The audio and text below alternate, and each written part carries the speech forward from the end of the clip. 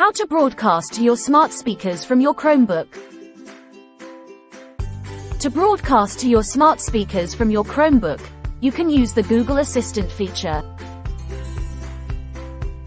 Here's how to do it. 1. Make sure that your smart speakers are set up and connected to the same Wi-Fi network as your Chromebook. 2. Open the Google Assistant app on your Chromebook by clicking on the Assistant icon in the bottom right corner of the screen. 3. Click on the blue Explore button in the bottom right corner of the app. 4. In the search bar at the top of the screen, type Broadcast and press Enter. 5. Select the Broadcast option from the search results.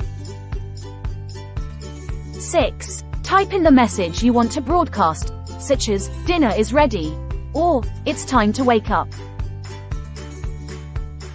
7. Click the Send button to broadcast your message to all of your connected smart speakers.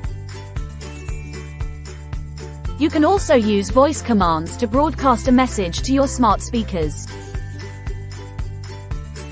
Just say, "Hey Google, broadcast message," to send the message to your smart speakers. Keep in mind that your smart speakers must be compatible with the Google Assistant in order to use this feature.